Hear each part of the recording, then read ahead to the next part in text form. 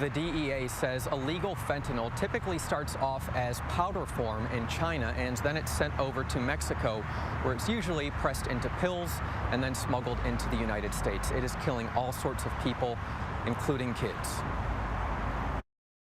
She was just living her 16-year-old life. Sienna Vaughn, a Plano Senior High School student, was like many 16-year-old girls. We would go to concerts. That was like our bonding activity. Yes. She loved thrifting. She'd go out with her friends all afternoon and thrift and get fast food, just typical teenage stuff. Sienna was home with a friend on Sunday, February 19th. They were just like having a great time downstairs, eating snacks, goofing off. The kids went upstairs. Later on, Sienna's mother went to check on them. And so I walked up to her room, knocked on the door. She didn't answer, opened the door, and I found her and her friend laying on the bed. Her friend was making this weird gurgling noise, and I saw Sienna and she was just so pale. Her lips were already turning blue. I immediately said, call 911, call 911. I jumped over her friend. I tried to do a couple compressions on the bed and it wasn't working. So I picked her up, put her on the floor, and I just started doing CPR. Medics rushed the kids to a hospital. Sienna's friend survived. Sienna did not. They tried everything they could.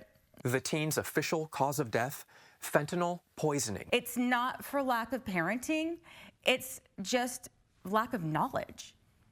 Lack of knowledge. Sienna's parents say they later learned their daughter bought a pill from someone who told her it was Percocet, a prescription pain med. They didn't know what they had.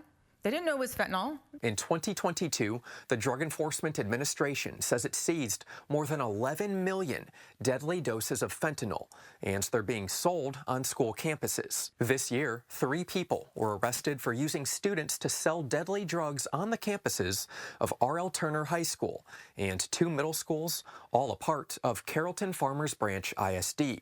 3 students died, including a 14-year-old. Recently, several more alleged dealers were arrested. Those drugs were also tied to student overdoses. It's in their schools. It's being sold in their schools.